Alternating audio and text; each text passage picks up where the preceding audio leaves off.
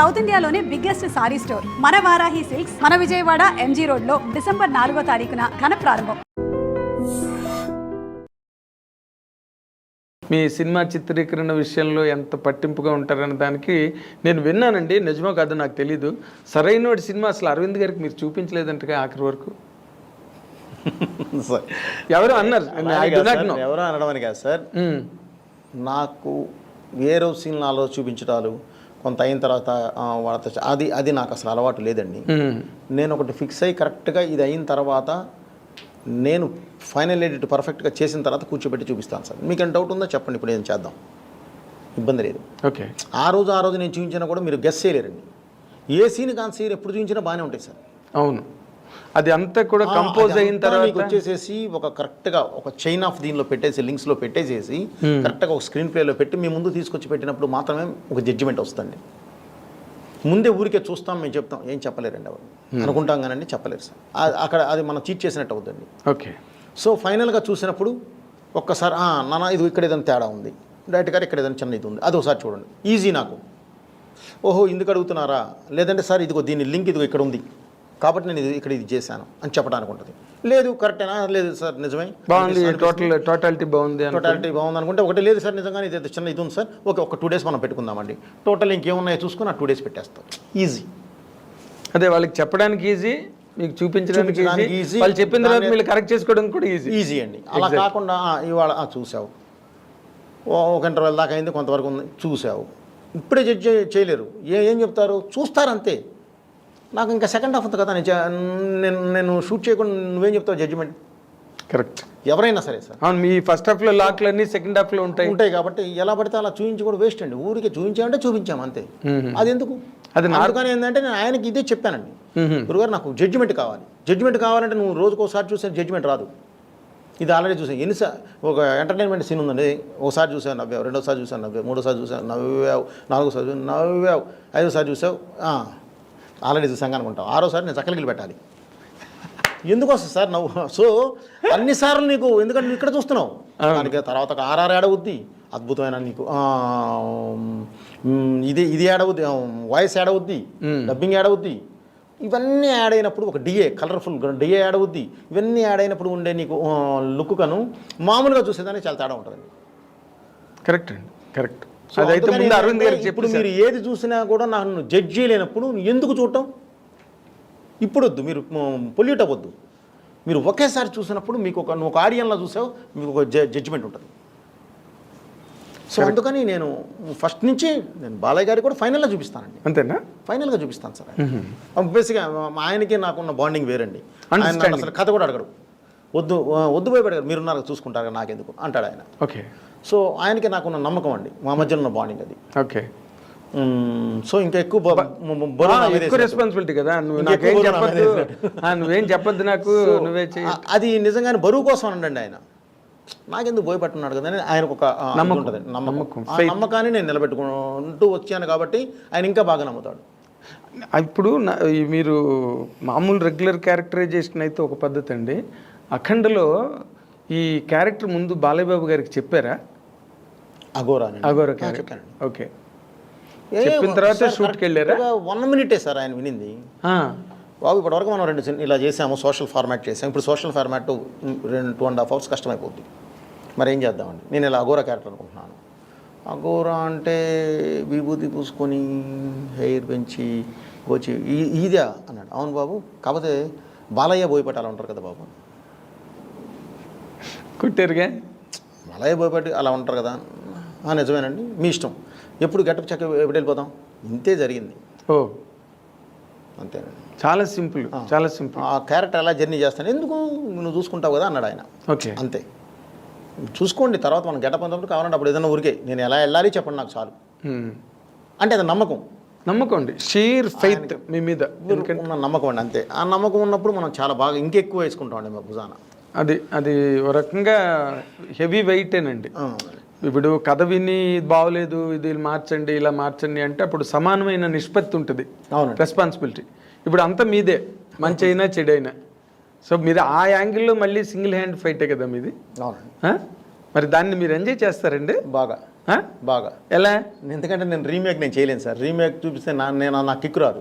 నాకు రోజు స్ట్రగుల్ పడాలి. అమ్మ ఈ షాట్ ఎలా తీయాలి, ఇది ఇలా పెట్టాలి, ఇది మార్చాలి, బ్లాక్ మార్చాలి, నుంచి ఇది బయటికి తీయాలి. ఆ కిక్ ఉన్నప్పుడే నేను డైరెక్టర్గా బతికున్నట్టండి. అది లేని రోజు నాకు అవసరం లేదు సార్ అది.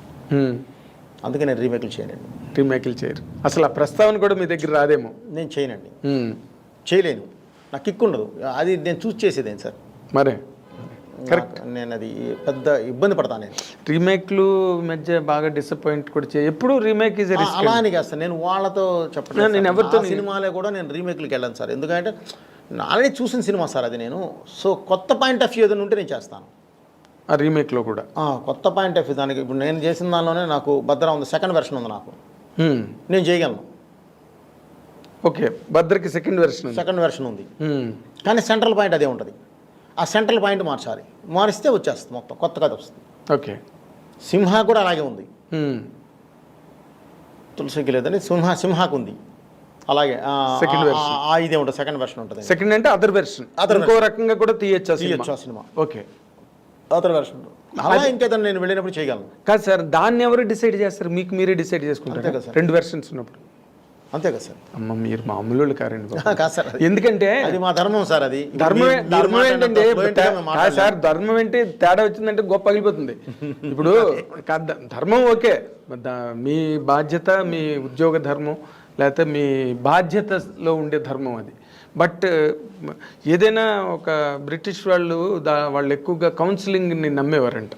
కౌన్సిలర్స్ కూర్చుని డెసిషన్ తీసుకోవడం అది. అవును, అది అప్పుడు బాధ్యత అన్నది అందరికీ పంపకం జరుగుతుంది. ఇక్కడ మీరు రెండు వెర్షన్స్ రాసుకుని రెండు బాగున్నాయి దీనిలో వెళ్దామని అనుకోవడం మాత్రం ఇప్పుడు నాకు సాహసమే. నాకు ఒక రైటర్స్ వింగ్ కూడా ఉంటుందండి. వాళ్ళతో కూడా కూర్చుంటాను సార్. ఓకే, కూర్చొని వాళ్ళ అభిప్రాయాలు కూడా మొత్తం వింటామండి. వాళ్ళతో పాటు కూర్చొని వాళ్ళ అభిప్రాయాలతో పాటు మొత్తం అంతా కూడా అభిప్రాయం తీసుకున్న తర్వాతే ఫైనల్ జడ్జికి నేను వెళ్తాను. Okay, then you will arrive at final decision. Yes sir. Okay, ఇప్పుడున్న ఇది ఎలా ఉంది, ట్రావెల్ ఎలా కావాలి, ఏంటి, వాటి ఇప్పుడు నడుస్తున్న ట్రెండ్ ఎలా ఉంది, ఓకే, ఎవరిని మనం ఖాయం చేస్తున్నాం, ఈ సినిమా ద్వారా ఎవరిని ఫస్ట్ ఆడియన్స్ మన సినిమాకి రావాలి అనేది కంపల్సరీ ఇది పెట్టుకుని కూర్చుంటాను. ఓకే, తర్వాత నాకు అంటే మీరు ముత్యాల సుబ్బయ్య గారి దగ్గర అసిస్టెంట్గా ఉన్న రోజుల నుంచి మీరు నాకు తెలుసు. ఇన్ జనరల్గా సుబ్బయ్య గారు అన్నీ కూడా మమతల కోవిల, మమతానురాగాలు, ప్రేమ, బంధం ఇలాంటి సినిమాలు సుబ్బయ్య గారు అన్నీ దాదాపుగా. కానీ మీరు అంత ఇమోషనల్ ఎరప్షన్ ఎక్కడి నుంచి అడాప్ట్ చేసుకున్నారంటే? సార్ అడాప్ట్ అదేం లేదు సార్, టైం. ఆ టైంకి అది కూర్చుంది సార్. ఆ తర్వాత నేను 2004కి నేను డైరెక్టర్ అయ్యాను. అవును, ఆయన దగ్గర నేను పనిచేస్తుంది 98, 99, 2000 ఆ లోపే చేశాను సార్. ఆ తర్వాత 2001 నుంచి నేను బయటకు వచ్చేసాను. ఓకే, 3 years ఫైల్ పట్టుకొని తిరిగాము. 2004లో నేను భద్రా స్టార్ట్ చేశాను. అప్పటికి చాలా మారిపోయినాయండి. సో ప్లస్ నా పాయింట్ ఆఫ్ వ్యూ ఒకటి ఉంటుంది సార్. నేను అప్పటి వరకు ఉన్న రవితేజ గారు ఒకలా ఉన్నారు. ఓకే, నేను ఇతనితో చేస్తే ఏం చేయాలి, బాలయ్యతో చేస్తే ఏం చేయాలి, చిరంజీవి గారితో చేస్తే ఏం చేయాలి, ఎవరైతే ఉన్నారో వీళ్ళతో చేస్తే ఏం చేయాలి అనేది నాకు ఒక ఇది ఉంటుందండి. సో ఆ కాలమాన ప్రకారం మారిన దీని ప్రకారం మార్పుల ప్రకారం అవి చేంజ్ చేసుకుంటూ వచ్చామండి. దానికి తగ్గట్టు మారుతూ వచ్చాం. ఓకే, ఆయన హ్యాంగ్ ఓవర్ ఏమీ లేదు మీ మీద. అది 3 ఏళ్ళు మీరు పనిచేసిన మీదంతా వేరే స్కూలు. అది ఎవరి స్కూలు కాదు, అది రాఘవేంద్ర గారి సినిమాలాగా ఉండదు, కోడి రామకృష్ణ గారి సినిమాలాగా ఉండదు. అసలు మీది బోయపాటి సీన్ సినిమా సెపరేట్. ఇది మనం చేసామండి 100%. ఆ హెవీనెస్, ఆ ఎలివేషన్స్ అంటే ఆడియన్కి you will show a different world అండి. కొత్త ప్రపంచంలోకి వెళ్ళి వస్తాడు ఒకసారి ఆడియన్స్. అది సరైనోళ్ళని నేను ఫీల్ అయ్యాను. నేను మీకు సినిమా చూడగానే కూడా మీకు ఫోన్ చేసి చెప్పాను సరైనోడు. అప్పటి నుంచి నాకు ఐ ఫాలో యువర్ ఫిల్మ్స్. ఎందుకంటే వేరేగా ఉంటాయి, వేరే ధోరణి సినిమాలు అవన్నీ కూడా. ఇప్పుడు మీరు నార్మల్గా ఒక రవితేజ, ఒక రామ్ చరణ్ గారు, ఒక అల్లు అర్జును, బాలయ్య బాబు, ఇప్పుడు రాము, ఇదే వెళ్తున్నా. చిరంజీవి గారితో సినిమా చేసే సిచ్యువేషన్ ఎప్పుడు మీకు రాలేదండి? వస్తుందండి, కథ ఉండాలి సార్. కథ గతంలో కూడా ఎప్పుడు గతంలో కుదరలేదండి, రాలేదు. ఇప్పుడు వచ్చిందంటే కూడా నేను కథ మీద కూర్చోవాలి సార్. ఎందుకంటే ఆఫ్టర్ అఖండ అన్నీ మారిపోయినాయండి. పెర్మిటేషన్. ఎందుకంటే ఆ సెక్టర్ హీరో బాలయ్య గారు కానీ, చిరంజీవి గారు, వెంకటేష్, నాగార్జున, ఇదంటే అదొక సెక్టర్ అండి. దానిలో చేసేటప్పుడు మెయిన్ పారామీటర్ ఏది చూస్తారా అంటే అఖండ చూస్తారు. ఇప్పుడు అఖండ లాగా నేను ఏదైనా కొత్తది ఎత్తుకొని చేయాలి చిరంజీవి గారి మీద. సో ఇప్పుడు ఏదైనా వస్తే దాని గురించి కూర్చోవాలి తప్ప ఇప్పుడు మన దగ్గర లేదండి కథ లేదు మీ దగ్గర. లేదు, అలా లేదు ఇప్పుడు. అదే మళ్ళీ చిరంజీవి గారితో చేసే ప్రపోజల్ ఏదైనా వస్తే అప్పుడు మీరు మళ్ళీ కొత్తగా ఆలోచించాలండి. అప్పుడు దాని మీద పెన్ను పుస్తకాలు పట్టు కూర్చుంటారు. వచ్చినా కూడా ముందే ఆలోచించుకోవాలండి, వచ్చిన తర్వాత అనేది కాదు. అదేలేండి. ఒక కథ రాసి పెట్టుకుంటే ఎక్కడికి పోదండి. రాయలేదా మీరు? అలా కాదండి, ఇప్పుడు అఖండ తర్వాత వేరే విధంగా వెళ్ళాలండి. అఖండాకి ముందు ఉన్నాయండి, చిరంజీవి గారి కథలు ఉన్నాయి, కానీ అఖండ తర్వాత పూర్తిగా మారిపోయిందండి. ఒక క్యారెక్టరైజేషన్, ఒక ఇది కానీ తీసుకొచ్చే విధానం కానీ మొత్తం అంతా వేరేగా వెళ్ళిపోయింది. సో ఇప్పుడు అంతది కావాలి, అతనితో చేయాలంటే చిరంజీవి గారితో చేయాలంటే అంత కథ కావాలి. ఓకే, అంటే అది వేరే వేరియేషన్లో ఉండాలి, ఉంటేనే కరెక్ట్గా కూర్చుంటుంది. వేరే డైమెన్షన్ ఉండాలి. లేదంటే ఎలా పడితే అలా అంటే దాంతో పోలిక వస్తుంది. సో అందుకని తొందరపడకూడదు. Okay okay. తర్వాత ఈ సినిమాలో హీరో నేను సీఎం అవుతానా అంటుంటాడు కదా, ఆ డైలాగులన్నీ ఏంటి? దాని తాలూకు ఆ సిరీస్ ఆఫ్ డైలాగ్స్ అన్నీ చిన్న, అంటే మనం పట్టుకోలేము, పట్టుకుంటే దానిలో చిన్న పొలిటికల్ టచ్ ఉంది. జనరల్ ఆడియన్స్ అయితే మాత్రం దే కెనాట్. అనేది రచ్చరవి గారి డైలాగులను ప్లస్ ఇది చెప్తున్నారు అంతే కదండి, ప్యాటర్న్ అదే ఆ స్కూల్. ఈరోజు మీరు చిన్న పిల్లవాడిని అడిగినా సరే పాలిటిక్స్ ఎలా జరుగుతున్నాయి ఏంటి అనేది వాళ్ళకి అవగాహన ఉంది. ఈరోజు జరుగుతున్న వాటి మీద ఉన్న ఒక విశ్లేషణే అది చెప్పడం జరిగింది. రచరవి గారితో కానీ ఏదైనా సరే హీరో గారితో కానీ చేయడం జరిగింది. ఇది ప్రత్యేకంగా ఇది అనేది ఏం కాదు సార్, అది పొలిటికల్ సైన్స్ అన్నాం కాబట్టి దాని నుంచి అతను అడిగే ప్రొఫెసర్ అనే వ్యక్తి అడిగే క్వశ్చన్స్కి వాళ్ళు చేసే ఆన్సర్స్ని కరెక్ట్గా ఈరోజు లోకనీతి ఎలా ఉందో దాన్ని చెప్పామే తప్ప వేరే ఉద్దేశం కాదు. అవును, అదే నేను ప్యాథాలజిస్ట్ అవుతానని చెప్పి అతను ప్యాథాలజిస్ట్ అంటారు అని వాళ్ళగాడు అంటాడు చూడండి, లెక్చరర్ ఫ్యాకల్టీ అన్న తర్వాత వాళ్ళు లేచి అసలు ఈ ప్రపంచం ఎలా ఉంది, ఎలా బాగుపడాలి, ఎలా చెడిపోతారు అని చెప్తుంటే అన్నీ ఇటు మీరు దేన్ని ఉద్దేశించి రాసినట్టుగా ఏం లేదు, సటైరికల్గా ఉన్నా కూడా సార్ ఇప్పుడు సొసైటీ అదే చెప్తున్నాను సార్, చిన్న పిల్లలకు కూడా తెలుసండి ఏం జరుగుతుందో సొసైటీ. అవునండి, చిన్న పిల్లలకు కూడా తెలుసండి ఈరోజు ఏం జరుగుతుంది ఏంటి, వాటి ఎలా వెళ్తుంది ఎట్టి వెళ్ళిపోతుంది అనేది. అవును, సో అది మామూలుగా మనం చెప్పడం జరిగిందండి. Thank you once again. మీరు ఇంత బిజీ. చిరంజీవి గారితో సినిమా చేసే సిచ్యువేషన్ ఎప్పుడు మీకు రాలేదండి? వస్తుందండి, కథ ఉండాలి సార్. కథ గతంలో కూడా ఎప్పుడు? గతంలో కుదరలేదండి, రాలేదు. ఇప్పుడు వచ్చిందంటే కూడా నేను కథ మీద కూర్చోవాలి సార్, ఎందుకంటే ఆఫ్టర్ అఖండ అన్నీ మారిపోయినాయండి. పెర్మిటేషన్, ఎందుకంటే ఆ సెక్టర్ హీరో బాలయ్య గారు కానీ చిరంజీవి గారు వెంకటేష్ నాగార్జున ఇదంటే అదొక సెక్టర్ అండి. దానిలో చేసేటప్పుడు మెయిన్ పారామీటర్ ఏది చూస్తారా అంటే అఖండ చూస్తారు.